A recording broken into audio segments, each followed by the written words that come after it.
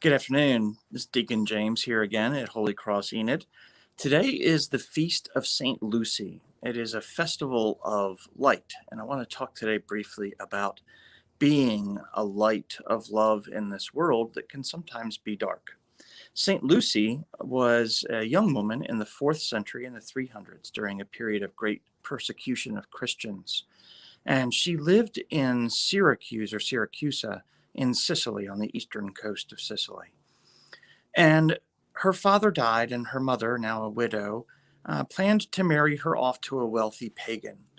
But Lucy had already given herself to God and had promised to remain a virgin and to remain devout and close to God. And so the idea of being married off to a non believer was unthinkable to her.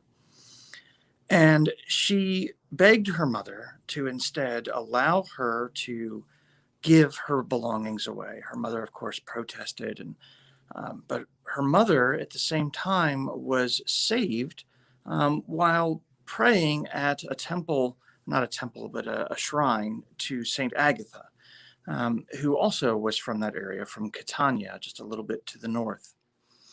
And after being saved in her health, she relented and allowed her daughter to continue on her path. And St. Lucy began to go throughout the streets at night, giving out clothing and food to the poor.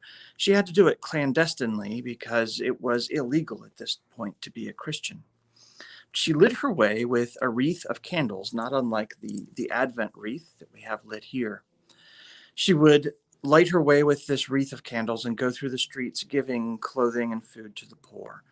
When her betrothed, the man that she had been promised to, found out that she was giving away the money that he had hoped to get in this marriage, he turned her in, and she was tortured and killed by the Roman authorities. In her martyrdom, she remained devout and resolute in her faith and in this determination to love and serve the poor. Today, St. Lucy's feast day is a special holiday in Scandinavian countries where it's particularly dark this time of year. It's closest to the shortest day of the year, but there in the winter, it truly does get dark very early in the day, and it's a long night. And so this idea of carrying the light to those in need is very special in the Scandinavian countries. And the women, particular young women, dress up in veneration of St. Lucy in special gowns, and they wear wreaths with candles on their heads as a symbol of carrying this light out into the darkness, of carrying the light to those in need. So on this day, the feast day of St. Lucy, I would invite you to think about ways in which we all can be that light to someone in need, about how we might shed a little bit of the light of love and care, and I would say courage, into this world of darkness. God bless you all, and God bless you on this feast day of St. Lucy. Have a great day.